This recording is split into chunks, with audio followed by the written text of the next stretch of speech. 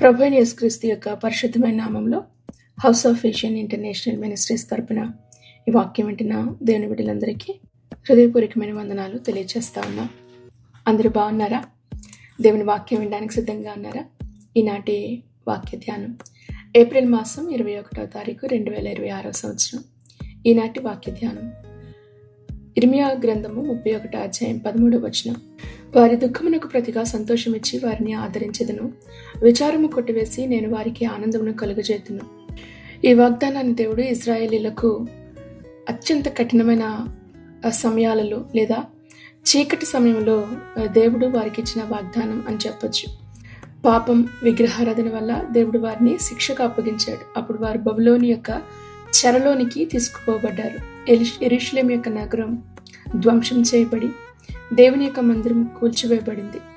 ప్రజలందరికీ కూడా చాలా నష్టాన్ని ఎదుర్కొంటున్న దినాలవి.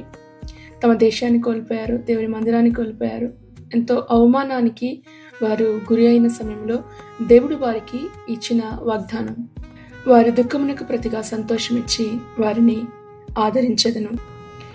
ఈ వాక్యాన్ని బట్టి మనం అర్థం చేసుకునేది, అత్యంత దుఃఖకరమైన పరిస్థితులు లేదా జీవితం చీకటితో నింపబడింది అనుకునే పరిస్థితులు, అది దేవునిని వెంబడించే బిడ్డలకు లేదా దేవుని విశ్వాసం ఉంచిన వారికి ఆ పరిస్థితి వారికి అది అంతం కాదు, ఇది ఒక గొప్ప మార్పుకు ప్రారంభము అని మనం అర్థం చేసుకోవాలి. దేవుడు మన జీవితాల్లో దుఃఖాన్ని అనుభవిస్తాడు. కారణం ఏంటంటే, వీరు పాపము వల్ల వారు చేసిన విగ్రహారాధనను బట్టి చెరలోనికి తీసుకుపోబడ్డారు. హెబ్రీలు రాసిన పత్రిక 12వ అధ్యాయము 6వ వచనంలో దేవుడు తాను ప్రేమించిన వారిని శిక్షిస్తాడు, కుమారుని శిక్షించినట్లుగా నేను మిమ్మల్ని శిక్షిస్తాను అని దేవుడు సెలవిస్తా ఉన్నాడు. కనుక పాపము వలన వారికి దుఃఖం వచ్చింది. వారు దుఃఖములో ఉండగా దేవుడు వారిని ఆదరిస్తాను, కంపాషన్, దేవుడు వారిని ఆదరిస్తాను అని దేవుడు వాగ్దానం చేస్తున్నాడు. మీ దుఃఖము ముగియబోతా ఉంది. దేవుడిచ్చే సంతోషం, ఆనంద సమయాలు జీవితంలో ఆరంభమవుతున్నాయి అన్నది ఈ వాగ్దానం యొక్క అర్థం. నేను వారి దుఃఖాన్ని సంతోషంగా మారుస్తాను అంటే వారి భవిష్యత్తుని గురించి దేవుని యొక్క వాగ్దానం. అంతేకాకుండా వారి ఆధ్యాత్మికమైన జీవితంలో కూడా వారు దేవుని విడిచిపెట్టారు, తిరిగి దేవుని యొద్దకు వచ్చేవారుగా, దేవుని హత్తుకునేవారుగా వారిని దేవుడు చేస్తానని దేవుడు వాగ్దానం చేస్తా ఉన్నాడు. వీరి దుఃఖము వెనుక ఉన్న నిజం విలాప వాక్యాలు 5వ అధ్యాయం 15వ వచనంలో, సంతోషము మా హృదయమును విడిచిపోయాను, నాట్యము దుఃఖముగా మార్చబడి ఉన్నది, మా తల మీద నుండి కిరీటము పడిపోయాను, మేము పాపం చేసి ఉన్నాము, మాకు శ్రమ, దీని వలన మాకు ధైర్యం చెడి ఉన్నది, సియోను పర్వతము పాడైపోయినది. ఇది దేవుని యొక్క ప్రజల యొక్క పరిస్థితి. ఇక్కడ కూడా ఈ వాక్యం వింటున్న అనేక మందిలో సంవత్సరాలుగా ప్రార్థన చేస్తా ఉన్నారు, కానీ సమాధానం రావటం లేదు కదా. మీరు నవ్వుతూ ఉన్నారు, కానీ లోపల తీరని దుఃఖం, వేదన. ఇది ఇజ్రాయేలీల యొక్క పరిస్థితే కాదు, ఆనాటి తరము పరిస్థితే కాదు, ఈ రోజుల్లో కూడా ఈ వాక్యం వింటున్న అనేక మంది యొక్క పరిస్థితి ఇదే. అయితే దేవుడిస్తున్న వాగ్దానం ఏంటంటే, నీ పరిస్థితిని మార్చబోతున్నాను అని దేవుడు చెప్తున్నాడు. యోవేలు గ్రంథం 2వ అధ్యాయం 25వ వచనంలో, నేను పంపిన మిడతలు, గొంగళి పురుగులు, పసరు పురుగులు, చేడు పురుగులు అను నా మహాసైన్యము తినివేసిన సంవత్సరముల పంటను నేను నీకు మరలా ఇత్తును. కోల్పోయిన వాటిని దేవుడు నూతనమైన వాటిని ఇవ్వడమే కాదు, కోల్పోయిన దానిని తిరిగి ఇస్తాను అని దేవుడు వాగ్దానం చేస్తున్నాడు.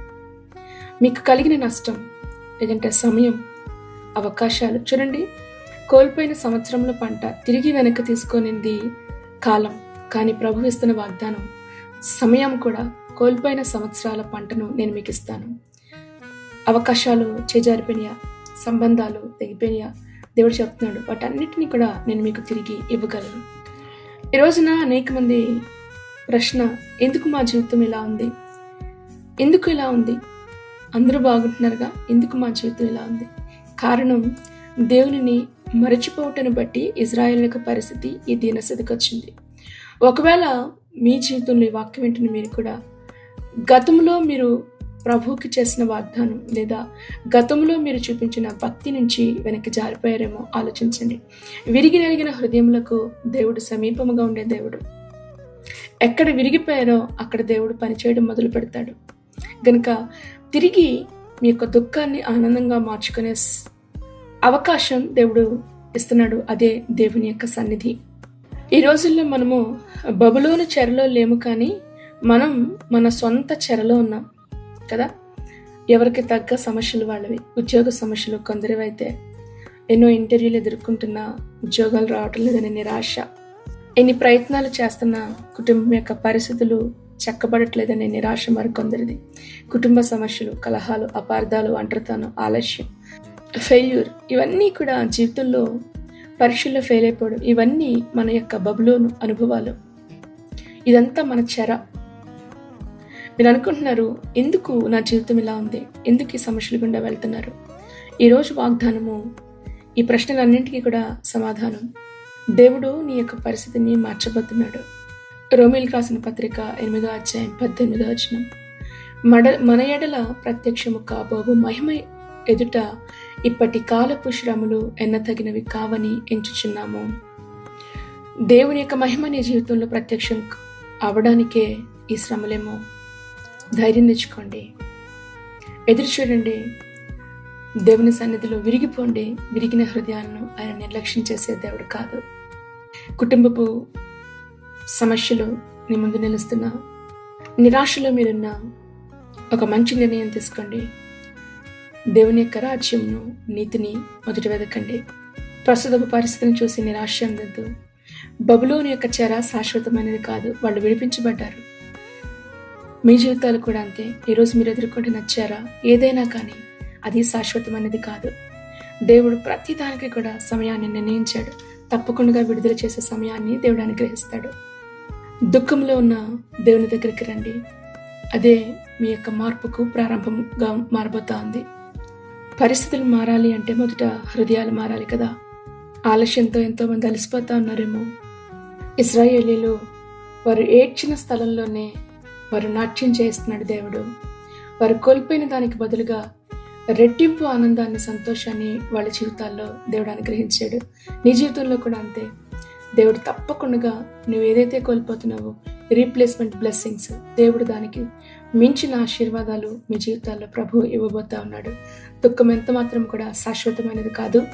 నీ పరిస్థితి ఎంత కఠినంగా అనిపించినా అది నీ జీవితపు అంతము, ముగింపు మాత్రము కాదు. గుర్తుపెట్టుకోండి, దేవుడు ఒక గొప్ప మార్పుని ఇవ్వడానికే ఈ జీవితాల్లో ప్రభు అంగీకరించాడన్న విషయాన్ని మర్చిపోవద్దు. నీ యొక్క విచారాన్ని దేవుడు కొట్టివేసి ఆనందాన్ని ఇస్తానంటున్నాడు.